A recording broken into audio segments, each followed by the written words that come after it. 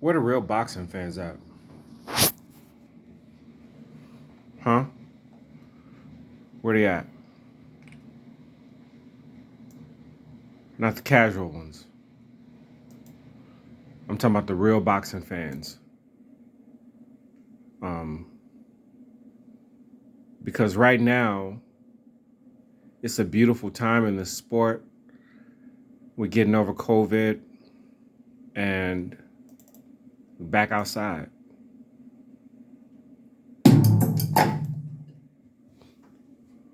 Hold up. I don't even know if I want y'all to hear this beat. It's weird.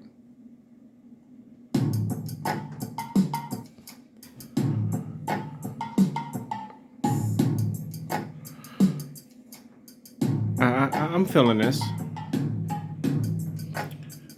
Where the real boxing fans at? Not the ones that just come along for the big fights. Not the ones that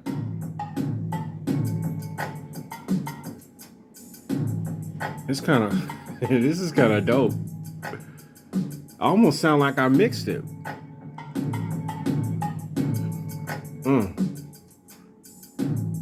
Yeah. Yeah. Like, where the real boxing fans at, man? Because I want people to understand right now that we're witnessing something that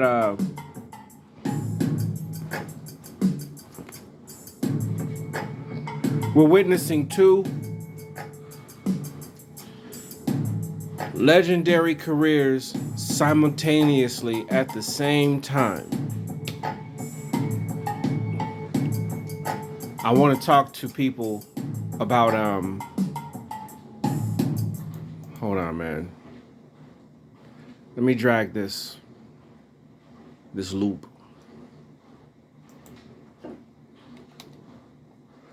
I'm gonna drag the loop. Okay. Canelo Alvarez. I be looking at myself, but I should be looking at the camera because that's how you'll get it. Canelo Alvarez. First of all, let me take you back. Excuse me as I guzzle down a Mickey's with my cigar. Great BLKs just in case. I'm not gonna do this on every video. Like, I don't want to be out there like that, but I mean, it's just the real me. And I've earned the right to,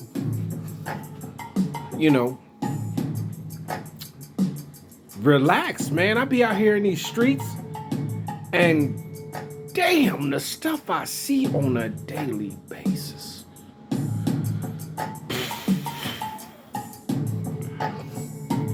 Anyway, I got stuff for that as well. I had to blow something that was on the phone. Anyway, let me take you back. I can't remember what year it was, but I was driving in the car in Richmond, California. I wasn't driving. My dad was driving. And we were listening to KDIA 1310. KDIA.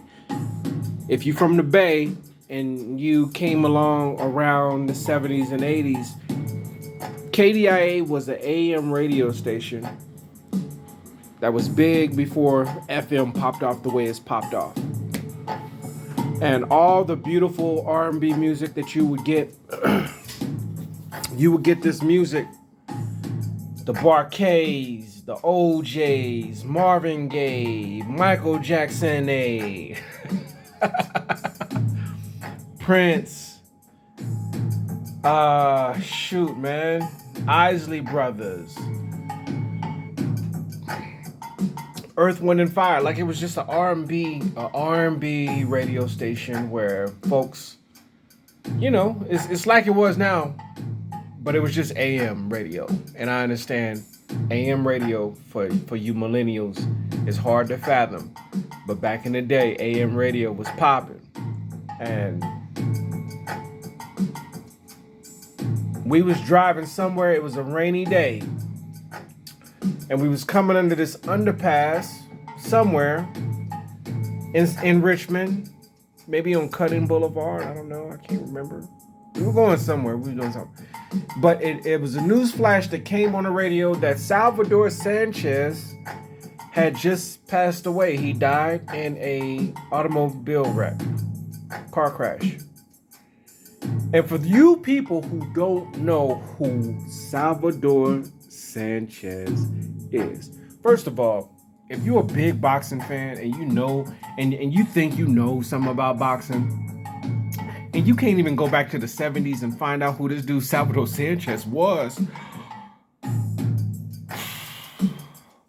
Okay, let's put this into perspective.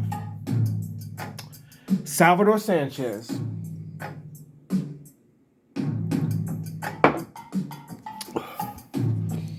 was a Mexican brother with an afro. Okay? He was in the same era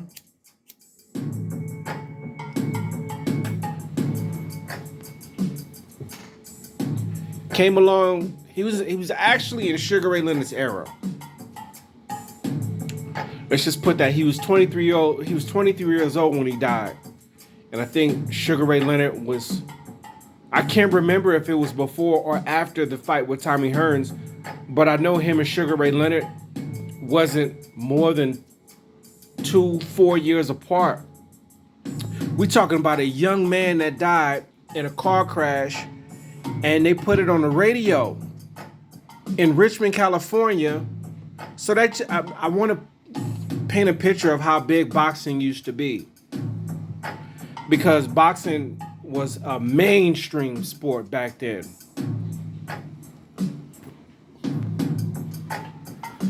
Boxing was a mainstream sport. It was so mainstream that you could see great fights on regular TV like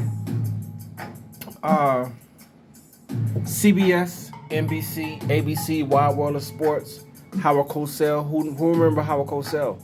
Who remember Dr. Freddie Pacheco doing the NBC fights with Marv Albert? And on CBS, it was Gil Clancy and Tim Ryan. Y'all don't remember. You're supposed to be a boxing fan, right? You know? Like, if you're a real boxing fan, even if you're young, you would go back and find these fights, because these are great fights of great fighters. And we would have Larry Holmes and Sugar Ray Leonard and Marvin Hagler and Tommy Hearns, and Salvador Sanchez, Aaron Pryor, Alexis Arguello,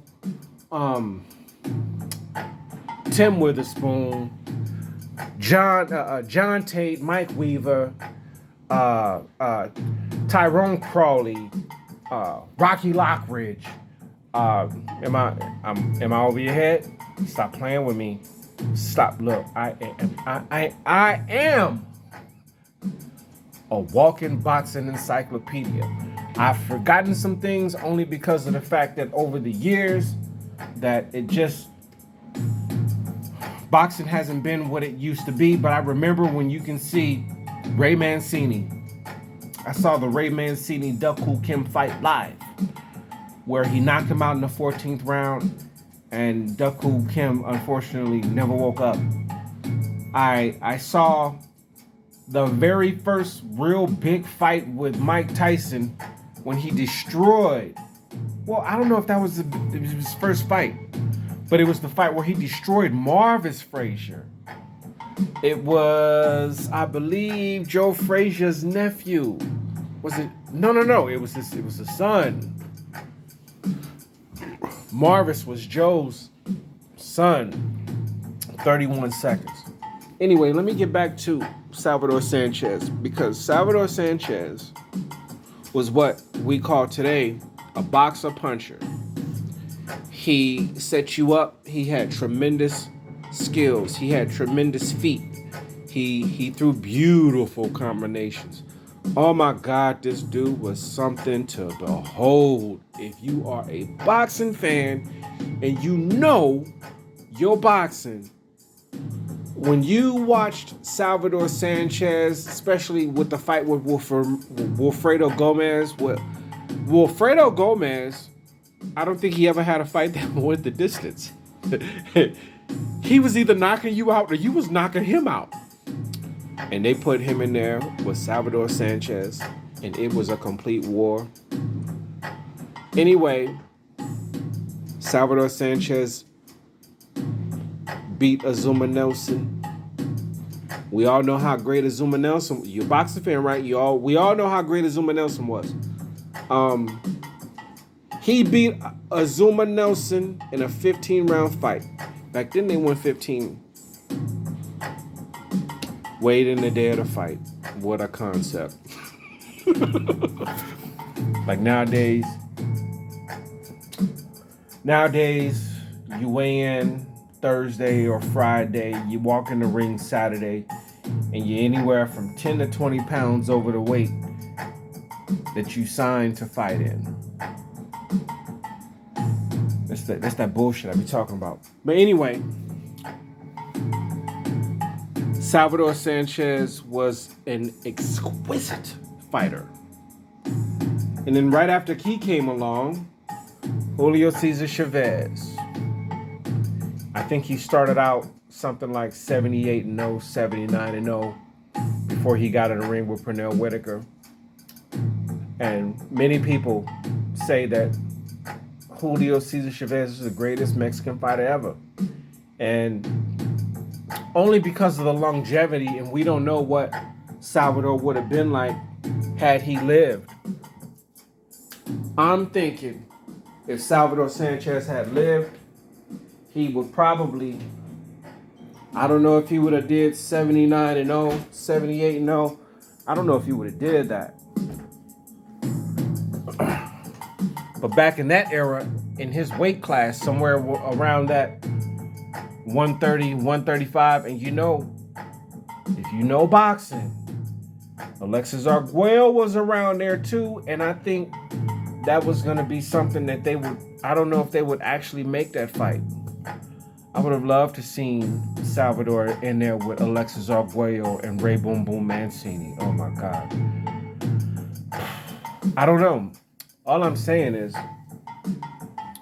you have Salvador Sanchez who died prematurely in a car crash. And then after that you had Julio Cesar Chavez, who is revered amongst the boxing fans, not just Mexican fans, but boxing fans. They go back and look at his career and they know this dude had 100 and something fights. He had 100 and something wins. Like that kind of thing it's not even common today. That's like back in the Sugar Ray Robinson days, where Sugar Ray Robinson had 178 wins. Excuse me, y'all.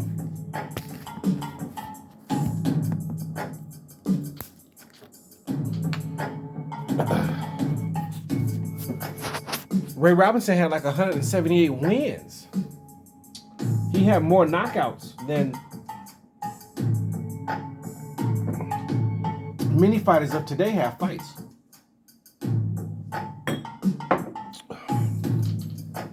But like I said, to put it in perspective how great Salvador Sanchez was, he was everything. There was nothing that defense, offense, combinations, take a good punch, everything. Julio Cesar Chavez wasn't as skilled as a boxer, but he's an underrated boxer. Which brings me to today. Whew. And what I was saying earlier about we're witnessing two great careers at the same time. You have Terrence Crawford, and then you have Canelo Alvarez. Now, as far as I'm concerned, Terrence Crawford is the best fighter in the world pound for pound because he never lost that title in the ring. And I believe what we seeing from Canelo is a guy who learned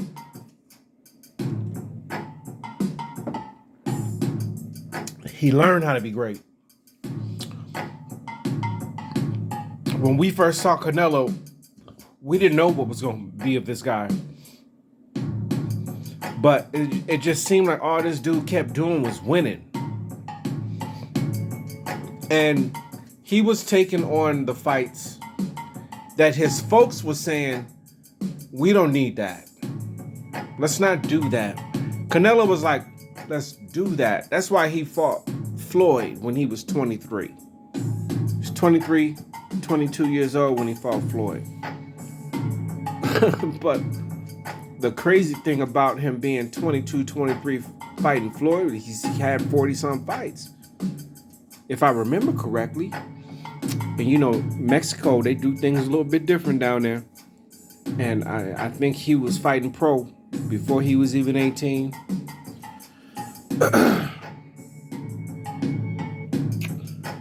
But this guy, Canelo Alvarez, he showed me what he was in the second fight with Triple G, because Triple G was laying everybody down.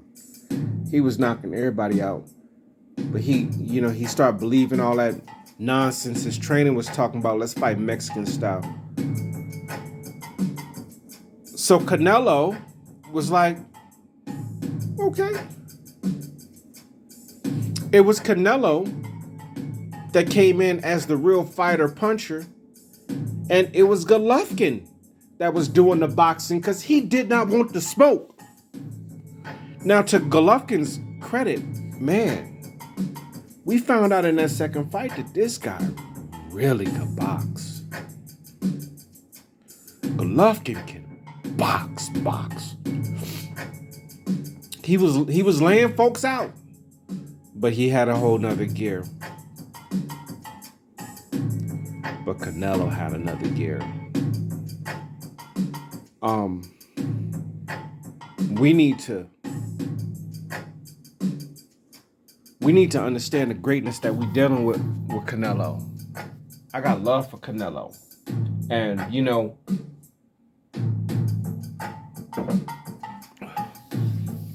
I'm on Andre Ward's Instagram. And every now and then, Andre Ward, he'll be putting a training video up. And I don't know how many times he's seen my comments or whatnot. But, you know, when Roy Jones was about to fight Mike Tyson, I hit Andre Ward. And I told Andre Ward, the only person that could probably save Roy Jones' life is you. So you probably need to holler at your boy.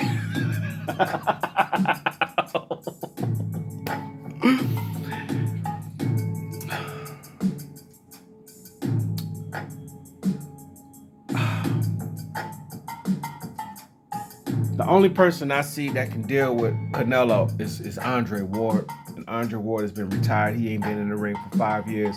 He Hall of Fame now. And we in 2021, you know, I don't think Andre Ward's coming back. I think he's cool financially. I think he's cool with everything else in his life. He's got a beautiful family. He's making babies. He's doing everything. But when he be putting up them boxing clips, when he up in the gym, I be like, dude, what are you doing? Like, what are we doing here, dude? Are you trying to like, look, man, I put the gun down, but it's still bullets in the gun. Like, are we doing this today? Is he? And then he always talks slick. He's like, well, Canelo has never said nothing about me. So, you know, there's no reason for me to think that Canelo wants to smoke with me. He don't want to say it like that. But what I'm trying to say is, if it don't happen next year, then let's just not even consider it. I mean, but it's been 5 years, so I definitely, at this point, I don't want to see Andre Ward in there. But Andre Ward is the only person at this point that I would remotely give any kind of chance to, because this dude, Canelo Alvarez, is a monster. Sleep whole winters, wake up and spit summers. Oh my God, Canelo is something to behold. I am so proud of this kid. We never thought this dude would be this good, but he is. And black folks, we need to get behind this. We need to get behind our Mexican brother right now, because he's getting to a point where he don't really have no opponents, and he might consider doing something stupid. And in the event that he does consider doing something stupid, we need to be there to support him. He's the best super middleweight in the world. He hasn't fought the best light heavyweight in the world, but I don't really have any reason to believe that the best light heavyweight in the world can beat him.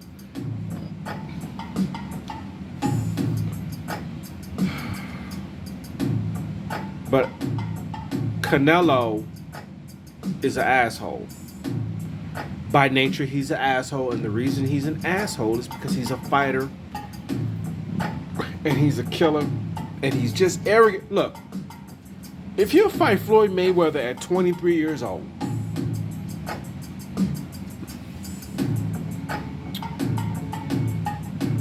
and he beats everybody at light heavyweight, look, man, I love you, Canelo. And right now, heavyweights is 6'5" and better. But Canelo would be the person, in my opinion, that could be stupid enough to think he can go up there and fight these dudes. Because he's so good right now. He's running out of folks his size to lay out. He's running out of them, man. Black folks, man. Look, if y'all not behind this guy, like the only person that you guys should be behind, we should all be. Look, the only person black folks should be behind right now, other than Canelo, is Terrence Crawford. But when it just comes to putting our black money up for these fights and these pay-per-view events and all this stuff, man, when Canelo fights, everybody black should support our Mexican brother. We should all support this brother. But he's running out of people to knock out. And I don't know if it's going to be down in Mexico at some point, hanging around a bunch of his friends, getting drunk. And somebody says something crazy after he's beaten everybody, and the next thing you know, we hear some shit about Canelo Alvarez fighting some heavyweight. Now, I don't know if he'll fight a guy like Tyson Fury or Deontay Wilder or Anthony Joshua, but there's some heavyweights just for the publicity, for the name, and just for the sake of doing it, that this brother is so great that he'd be crazy enough to try to do it. And if he did it, we need to be behind him to make sure that we can support this guy. Because Canelo is special, man. Special. And I'm going to give some love to Terrence Crawford. Don't get it twisted. To me, he's the best fighter in the world, pound for pound. Even with a man like Canelo Alvarez in it.